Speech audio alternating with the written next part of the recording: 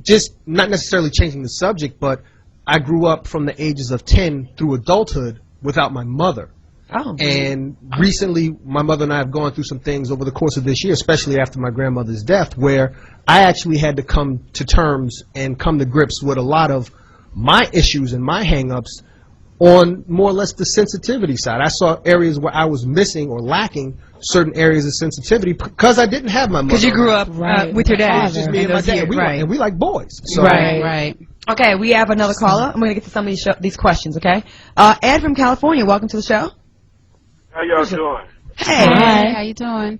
This is Big Daddy for all you ladies in the house. Yes. All right, now what's on your mind, Big Daddy? Right at you. Why are you Big Daddy? I'm going to tell you a story. Yeah. Well, all right. Is it quick? Related to the show? Keep it under a minute. I got married when I was 20. Okay, show off. My wife and we raised 3 kids. Show off. She taught me so much how to love a woman. And I was with my dad and I was with my mom.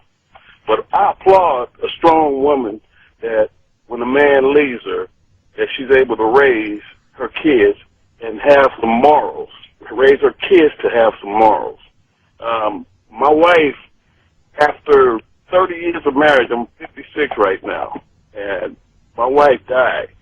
But during that marriage, we raised 2 boys. One went to the NFL.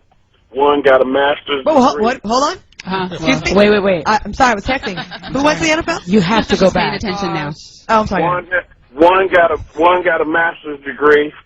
Went to Howard University, and then he got his master's from Northwestern. My daughter played basketball. She played basketball for college up in Northern California. I can't think right now, but she married this guy. And he went to follow her up to college, got her pregnant. She never finished. Okay, and over the weekend, she called me up and she said, "Dad, Clark locked the door. He locked me out. You know, I wanted to go over there so bad and break this boy's legs, but I told my daughter, I said, come home, baby." She didn't come home. So what are your views on this? I mean, literally, what are your views on this about being fatherless? In 30 seconds or less. Well, to tell you the story, there was another guy that had went to the same truck. No, dude, let's wrap it up. Yeah. Well, anyway, a strong woman can raise a strong man. That's right. Thank you so much for your comment. There you go. That's true. That's his point. That's very true. Okay. It is true. Shout out to all the women, of course, who did not have their husbands that step up. Shelly, how do you feel about that very informative call? I think that was mean. No, we were mean. We can only have so much time. Because Claudia was stabbing me in the rib cage and the heart wrap. I wanted to let him talk, but she just kept stabbing his chest. This got to be like Twitter, 140 characters or less. You know, I like for real. All right, ladies. Do you think men, when they're dating a girl, they treat the girl better when they know her dad is around and in the house? What do you think about that? I wouldn't know. I don't know anybody who's got a dad. I don't know. Hilarious. I'm gonna take a shot in the dark and say because I remembered when a guy picked me up on my first date. What greeted him at the door were my 6 brothers. Right. A band of Asian men. Absolutely. With, He's like, Last Dragon remake. Okay. Yep. So I would say I co-sign. My brother, same way. That's when you had one home phone. So they'd call the home phone. My brother. Oh yes. No caller ID. Yes. My brother, a kid, he would answer the phone like this. Who this? Not like, and people would hang up like, I called you yesterday, your brother. So yes, it's very true. I think having a strong male presence in the house, like a guy that's gonna date your well, you don't have any daughters, but I would imagine. I got a niece, so that's as close as I need to get. So you're there, like you're that man that will look this guy in the eye, like I'm gonna be Will Smith from Bad Boys too. All right. Me too. That's my brothers right there. All my fraternity brothers, one of them is here with me. All my brothers know that, especially those that have daughters, that it's gonna be a gun cleaning party when it's time for the first date. I like that. Will you be my dad? It's really. to the top. I feel like I missed out on that. Like, I feel like guys come into a house where it's like me, my brother, my Italian mom, and they're like, what the hell's going on here? The free-for-all. You felt like nobody was standing up for you? Yeah, there's no fear. Like, if I try to just, like, get some in the closet with this girl, no one's really going to hold me accountable. Well, at my door, there was fear and confusion. I mean, you know, black chick, Asian people at the door. It's all fucked up. Shrimp fried rice. Oh, my God. So basically, are we saying, like you said in the closet, that women that don't, let's say, have fathers in the home or male figure are more promiscuous? Because they can get away with more? Why are you looking at me? I'm just, you said it. I mean, I had options. I mean, that's a good, because, you know, daddy not going to come home and check you, right? Well, no, and my mother was working, had to work twice as hard, so she wasn't around as much. So 50% was only being... Had I wanted to be out there, I could have, but I didn't have those truth or dare parties at my house. Got you. Shelly, now you do. Now you get it in. Shout out to last Friday. Okay, we're going to take a break. We have a lot more to get to. We'll be back with more with a special in-studio guest, singer Teacher Moses, author, police officer, and proud father of two. Wonderful. Yes. Joining us in the LA studios. Our topic tonight, where's your daddy? How does growing up... I almost got sad. Where's your daddy? How does growing up fatherless affect your relationships? Give us a call, 877-2106.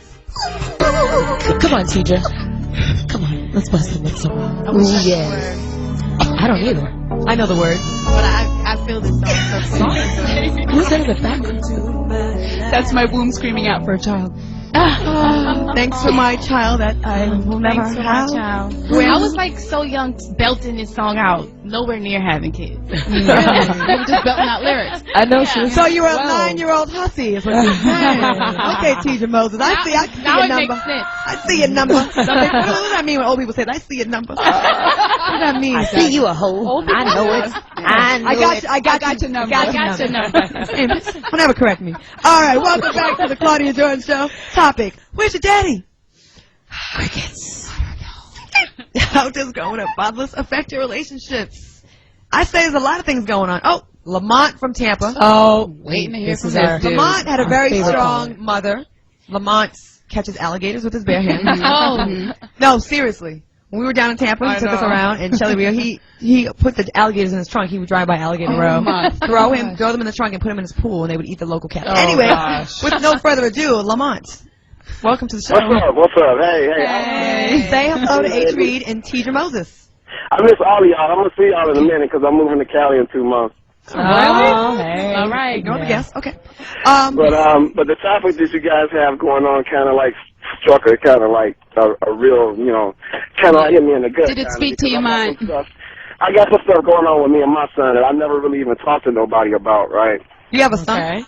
I have a 16-year-old son. That's like, what? Lamont, 16? I've known him for like 20 years. I didn't know this. Oh my God. Wow. Okay. I'm sorry. Go ahead. Okay. Get to the point fast. So I'm gonna try to talk as fast as possible and not use a lot of people's airtime. But I pretty much met my son's mother in the Navy when I was in the Navy. When I got out the Navy, I came back to Cleveland because I couldn't get a job in Virginia, and I got into the music business and all of that. So I was really excited about having a child. But when I called her for the ultrasound and all that, she told me the baby wasn't mine and all that, and it just kind of like fucked me up in the head when she said that, right? So you know, like through the light, I got locked up after that. Claudia, you probably know, you remember that shit. I got locked up after that, and my parents or nobody wouldn't bring my son to see me like while I was locked up. So it was like 3.5 years. I didn't even see him when he was born. So did you see him after you got out? Yeah, I saw him after I got out, but like one thing that people have to understand and what's not being talked about is the things that create fatherlessness and the things that happen to make people disconnect from their child. And the baby's not yours, and then me not being able to see him for 3 years, it created a disconnect until he's 16 years old right now, and there's still that same disconnect. So what you're saying is that you were prevented from being a father to your kid. The bonding years, like the beginning? Yeah, at the beginning, yeah. Lamont? Jesus. I was denied all of that. And then, so when I got out, he was living with his mother down in Virginia, and I was in Ohio. I was in Cleveland. I was still trying to make a way and do all these things, and like nothing was really happening in Cleveland. You know, it was just like a dead zone. You know, Claudia, you told me one time, get the fuck out of Cleveland, get the fuck out of Cleveland. And that's all that was on my mind from the time that you told me that. And so I finally got a plan to get out of Cleveland and like move somewhere else and get things going for myself.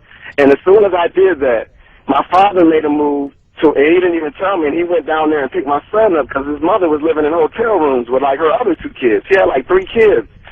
You know what I'm saying? And with different babies. I only had 1 with her, but she was living in hotel rooms. Lamont, let me ask them real quick. She was playing the games with the ultrasound, saying it wasn't your son and all that, right? And so, when did you find out it really was your son? She was doing it out of spite. You know, I found out later she was just doing it out of spite because I got into music. I was in the studio a lot. So it took a while.